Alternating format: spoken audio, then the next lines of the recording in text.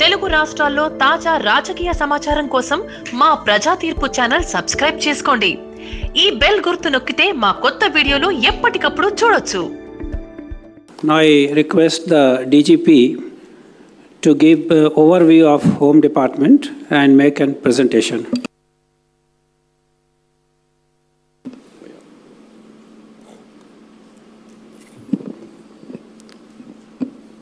Respected Honorable Chief Minister, Sri Jagan Garu, respected Home Minister, senior ministers, the Chief Secretary, the Chief Secretaries, other Chief Secretaries, my dear senior officers and colleagues from the government service, those who are present here, on behalf of Andhra Pradesh Police, we extend our greetings and welcome to this gathering.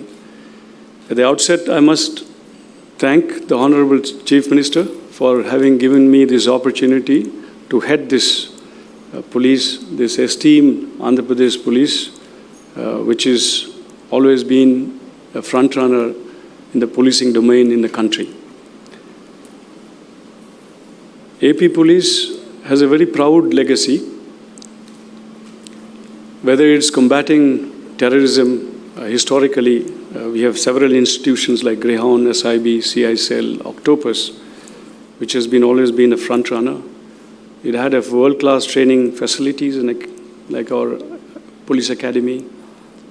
It was one of the states which is most advanced in forensics until about a decade ago. Several reforms and standardizations in the policing were visible in our state. We were also amongst the first in dealing with cybercrime, white-collar offences.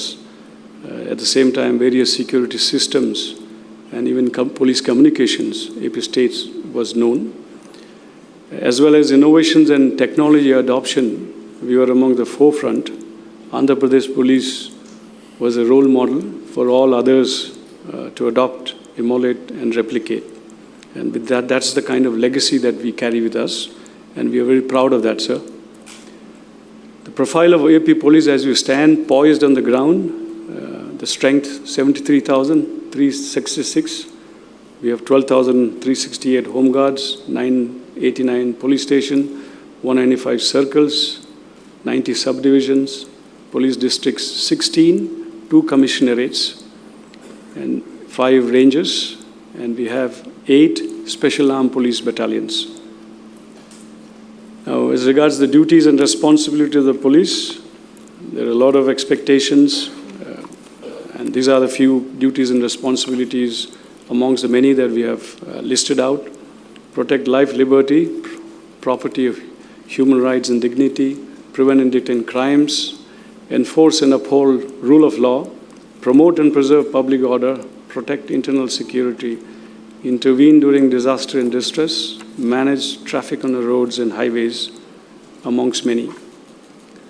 Now, we are all aware that the primary responsibility of the police, other than to the individuals, is maintaining law and order in the society.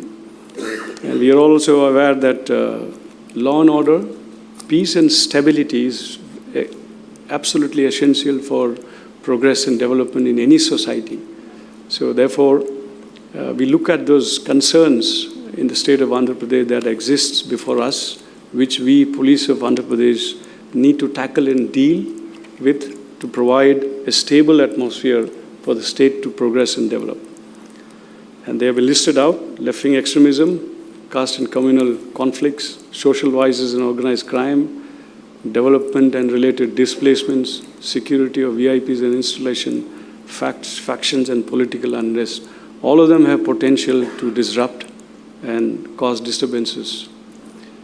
If you look at the left-wing extremism, we have the sway over 5 districts, traditionally on the Andhra-Orissa border, and also with the recent areas of Chintur subdivision coming in, bordering Chhattisgarh.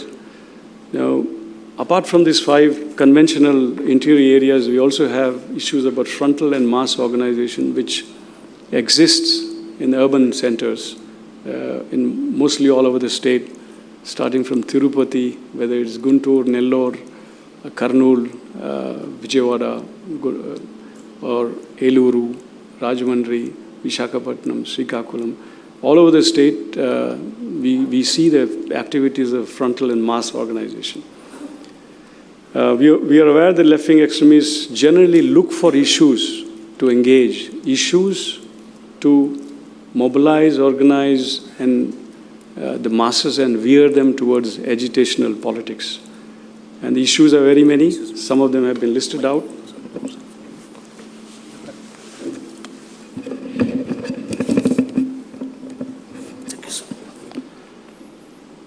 Some of the issues have been listed out, but they are not all encompassing, because issues keep emerging and they'll keep looking for opportunities to engage and involve in issues and around which they would like to create awareness, generate interest of the masses, mobilize them, organize them, and then lead them, veer them towards agitational politics, and thereby create disturbances in the society.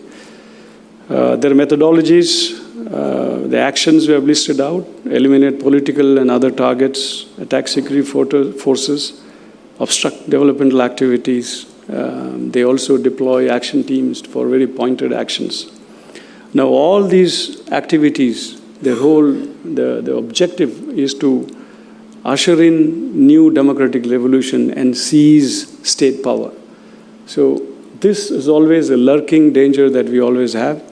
And we are also aware the capacity which the left-wing extremists, particularly the Maoists, have in creating terror in the state. So therefore, it always needs police to be on toes and be alert and constantly be one step ahead of them. And sir, Andhra Pradesh Police, we have again a legacy of being on the forefront in dealing with this left-wing extremism. On the other hand, if you look at the Maoist violence, there has been a decreasing trend. Some sporadic incidents here and there, whenever they need to really show their existence or inflict some kind of a damage to the state, they keep on indulging. Other than that, other law and order and security concerns, we have the caste and communal conflicts. In the recent years, we see that there's more and more polarization along caste and communal sectarian issues, which would also create disturbances every now and then, depending upon situation, circumstances, and the issues. We also have seen rising fundamentalism, both in national and international, which is also an area where police needs to be always alert. And we have our intelligence as well as using technology. We are also coordinating across the country and beyond on this realm. Social vices and organized crime is also another area. Betting and gambling, trafficking, bootlegging, narcotics and drugs, adulteration, which also causes disturbance in the society. We also have many issues associated with development. Whenever any development programs are undertaken, industries are being put in place or being intended, we see a lot of agitation and disturbances. There are issues surrounding Polavaram, SEZ, Vamsadhara, Bhogapuram International Airport, nuclear power plant at Kovada. These are few of them. There are many other than this. Similarly, security of VIPs and installations is also an area which needs our attention, sir. Apart from which, we also have this traditional problem surrounding faction and political unrest, particularly post-elections. We still have some simmering issues emerging, but we anticipate that it's not an organized but very localized. So therefore, very soon we will be able to contain them, sir. But as long as it exists, it will cause disturbances in the society. With the post-election and upcoming local body elections also, there's a need for us to be quite prompt on that, on our toes. Now, coming to crime, sir, if you see, this is a broad outlook in terms of the nature of crime, what is reported in Andhra Pradesh. We have about 880 murder cases annually. We also listed crime against women. That's also a priority area, a matter of concern for us, as well as road accidents. Last year, as many as 7,400 people died, lost their lives on the roads. And last year has been the minimum, because year before last 2 years, it had crossed 8,000, about 8,500 and 8,100 odd was the figures. So there is a huge loss of human life, precious lives. So there is a need for us to look at that area as well. Now, looking at crime patterns and trends in the state, we see once again bodily offenses, crimes against women, white-collar crimes, and road accidents to be one of the major heads of crime that engages us. Property, as regard the property offenses, there is a decreasing trend visible, sir. If you compare to up to May, and one of the reasons is basically police being very brisk and present on the ground in the wake of the elections that we had. As regards property offenses, the top 5 units where the property offenses are maximum are listed: Vijayawada City, West Godavari, Guntur Urban, Nellore, and East Godavari. Similarly, the bodily offenses, overall there has been a decrease, but if you look at up to May, we see that rioting and hurt cases have been increased. That is again primarily related to the election campaign and post-election time. And as regards bodily offenses, the first top 5 units, as usual, Guntur Rural has seen the maximum number of instances of bodily offenses, which is also a matter of concern. If the pattern becomes a little huge, there's a matter of concern needing interventions and special measures for that. White-collar offenses, there is an increasing trend in the white-collar offenses. If you see, mostly cheating and criminal breach of trust, and as well as the new areas, new domains, which is cybercrime, which will come to that later. And amongst the white-collar offenses, we see the maximum in West Godavari, Visakhapatnam City, Vijayawada. And this may also have its own peculiar characteristic in a very localized manner. Crime against women, there has been a decreasing trend overall, but it's an area of concern and a very continuous engagement from our side. There will be special measures from our side addressing primarily crime against women and children. And this is one area where always no amount of work is enough, because not all crime gets reported because of the reasons that exists in our traditional and conservative societies. If you look at the crime against women, once again, Guntur, Krishna, Kurnool, Visakhapatnam City, and West Godavari has registered the maximum number of cases. And crime against women, as I said, also relates to the ease of reporting, and in some state districts we see that they come forth and complain. Cases against the weaker sections, particularly SC, ST offenses. Overall, there has been a decrease, but then again, that's an area of concern. So therefore, we'll be also very constantly monitoring and watching that. And up to May this year, if you see the comparative statement of crime, there has been a decrease, but we see that hurt cases, once again related to election period. Crime against the weaker section, SC, STs, once again, amongst the top 5 units, you find Guntur, Kurnool registering the maximum number of cases, followed by Prakasham, West Godavari, and Kadapa.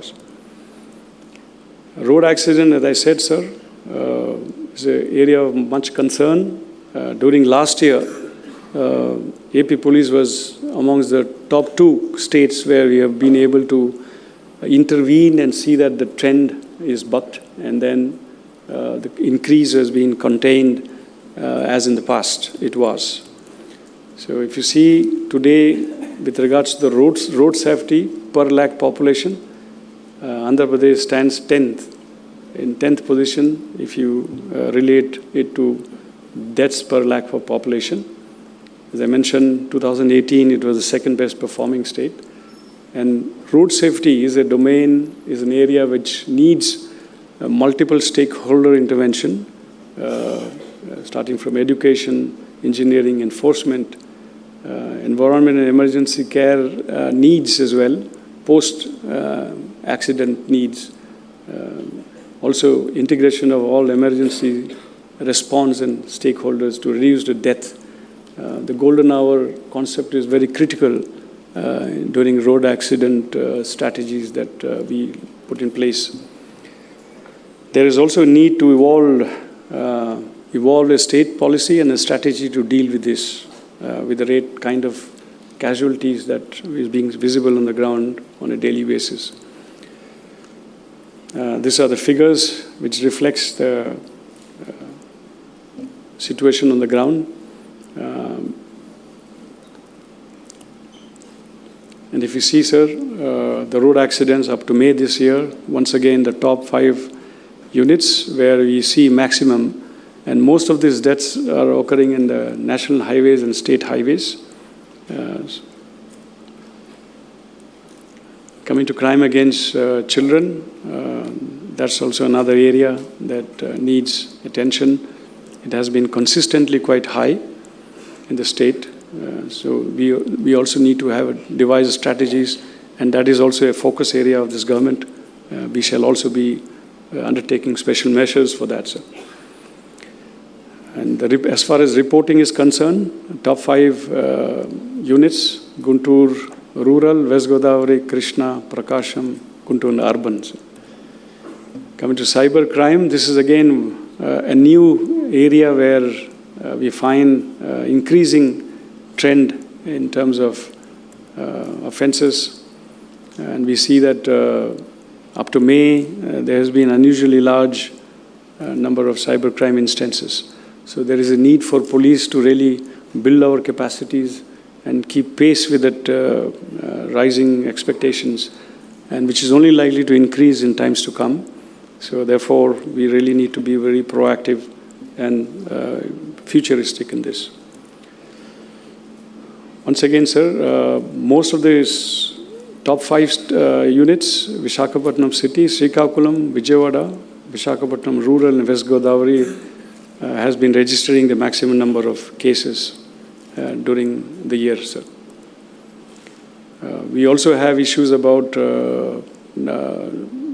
drugs and narcotic substances, both in terms of traditional ganja cultivation, trade and distribution and use. At the same time, new drugs are also coming in, particularly in the cities.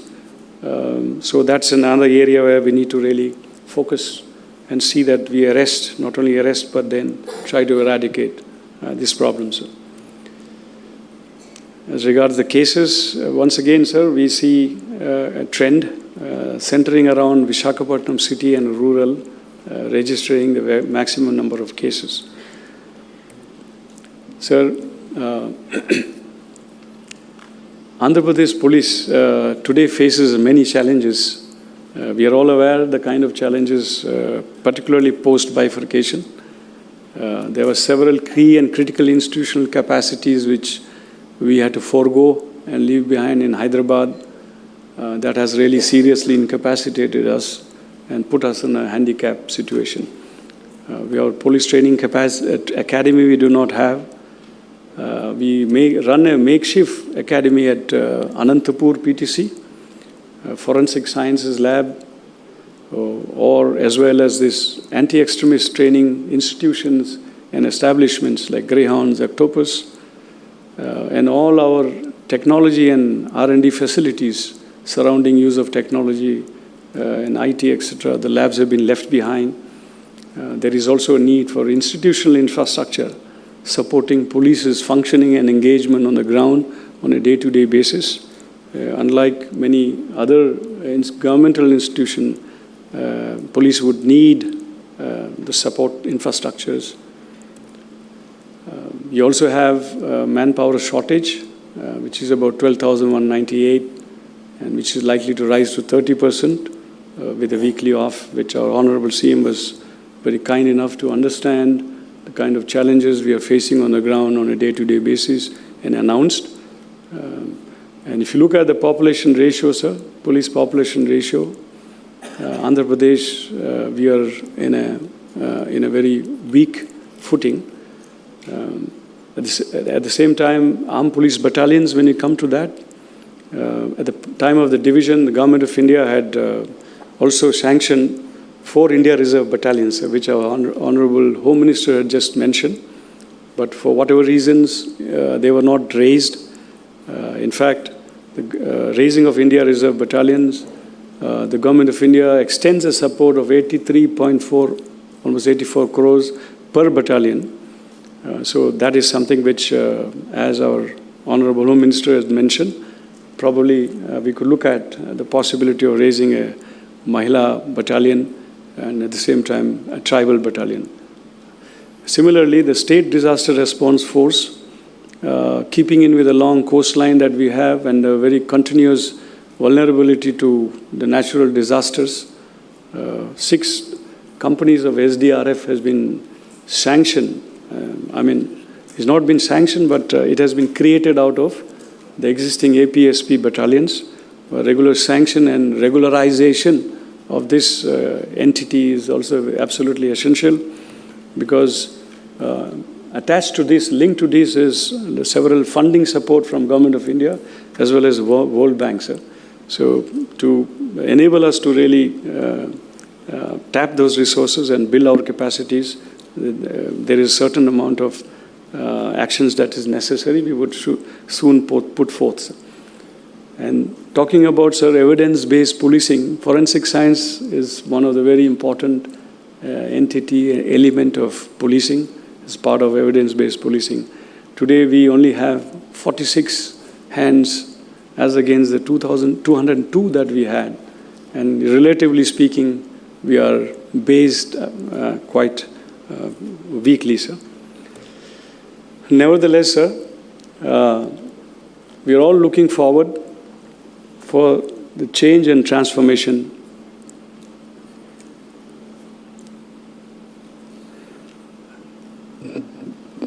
that the Honorable Chief Minister has been reiterating and the new government has ushered in. The change that we have seen in the recent mandate, it's the people, the citizens of the state, which quested for change and demanded for a change and aspired for a change. And with the change came the new government and our Honorable Chief Minister, who rode that crest of that change. And with that change, we are also looking at it as an opportune moment, sir. And change and transformation does not read resources. It is all your mindset, and it needs your attitudinal change. And we are really looking towards that, sir. New goals and visions, new horizons.